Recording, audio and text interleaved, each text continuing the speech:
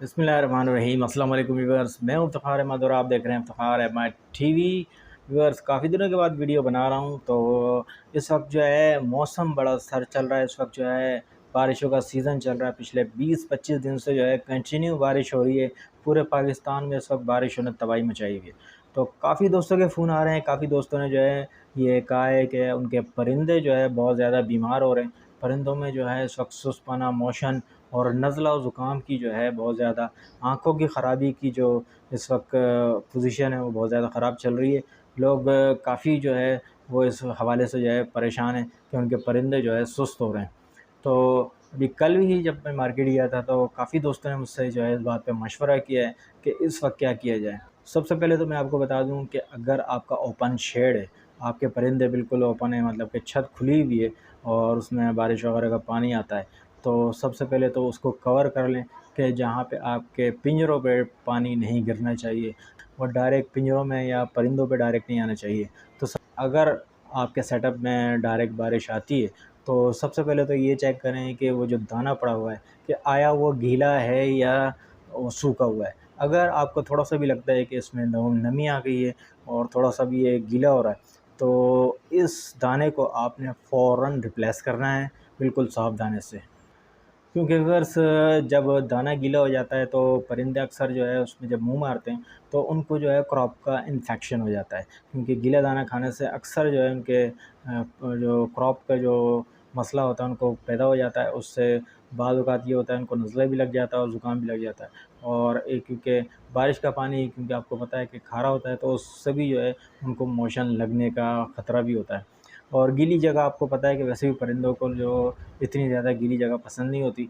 तो अगर मुसलसल एक जगह गीली है, ख़ासकर जो ट्रे है उसमें अगर पानी है, पानी में अगर वो परिंदा गिर रहा है तो और वो उतर रहा है नीचे, तो ज़ाहिर है उसके पर भी ख़राब होंगे, उसकी सेहत भी ख़राब होगी और उसमें जो है मुख्तलिफ़ किस्म के जो बैक्टीरिया हैं वो जन्म ले रहे होते हैं। कीड़े बहुत सारे पैदा हो जाते हैं बारिश के पानी से। सबसे पहले अपने शेड को कवर कर लें, ख़ासकर उस जगह को जहाँ पे डायरेक्ट आपके पिंजरों पे पानी आता है। बिल्कुल भी आपने इस चीज़ को जो है इंश्योर करना है कि आपके परिंदों पे, आपके पिंजरों पे डायरेक्ट पानी नहीं गिरना चाहिए, वरना आपके परिंदे बहुत ज़्यादा बीमार भी होंगे, उससे मरने का भी बहुत ज़्यादा चांस होता है।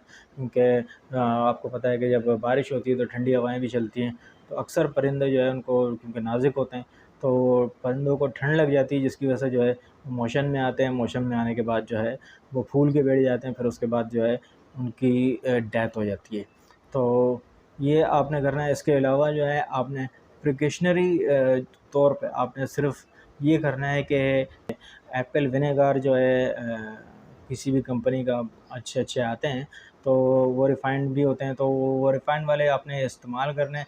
एप्पल विनेगार जो सेब का सिरका होता है उसको आपने इस्तेमाल करना है। आप 2.5 लीटर पानी के अंदर आपने 5 एमएल एप्पल विनेगार मिला के अपने परिंदों को पिलाना है। इससे ये होता है कि आपके जो परिंदों का हाज़मा है वो बेहतर रहेगा। इसके अलावा जो क्रॉप का इन्फेक्शन होने का डर है वो भी इंशाल्लाह नहीं होगा, क्योंकि जो परिंदे अक्सर गीला दाना खा लेते हैं या जो अपनी बीट्स वगैरह जो गीली हो जाती हैं उसमें मुँह मारते हैं, उससे भी परिंदे जो है वो बीमार हो रहे होते हैं। तो आपने जो है एप्पल विनेगार देना है, तो उससे ये है कि उनके जो क्रॉप वगैरह के इन्फेक्शन होंगे, पेट वगैरह की जो बीमारी होगी वो उनकी जो है बेहतर हो जाएगी, उनका हाज़मा भी जो है बेहतर हो जाएगा।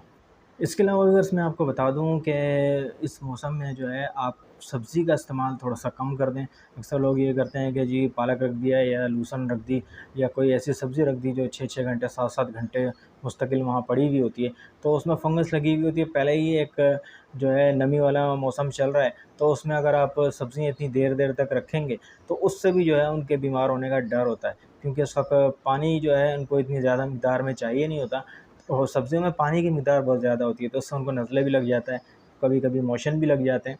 तो आपने सब्ज़ी जो भी रखनी है बिल्कुल थोड़ी-सी क्वांटिटी में रखनी है। सिर्फ़ 2 ढाई घंटे में आपने उसको लाज़मी वहाँ से रिप्लेस कर देना है, हटा देना है, चाहे वो उसको खाएँ या ना खाएँ। तो कोशिश करें कि थोड़ा-सा परिंदे को पहले भूखा कर लें, उसके बाद जो है वो दें। अक्सर दोस्त कहते हैं कि जी हमारे परिंदे सब्ज़ी नहीं खाते, सॉफ्ट फूड नहीं खाते। तो भाई ये चीज़ें देने का सबसे आसान तरीका ये है कि रात में आप जो है इनका दाना निकाल दें। जैसे ही दाना निकालेंगे तो सुबह में आप तकरीबन थोड़ा-सा लेट, यानी कि 10 बजे तक, साढ़े 10 बजे तक उनको कोई भी सॉफ्ट फूड दे दें, एग फूड दे दें, कुछ भी दे दें, तो वो फ़ौरन उसमें मुँह मारना स्टार्ट हो जाते हैं। तो जैसे ही आप ये देंगे तो फ़ौरन वो खा भी लेंगे। तो इससे ये होगा कि आपके जो जो सॉफ्ट फूड है या कोई भी एग फूड है या कोई सब्ज़ी आप दे रहे हैं, तो वो जो है ख़राब होने से बच जाएगी और फ़ौरन इसको खा लेंगे। तो ये तरीका होता है कि सॉफ्ट फूड देने का।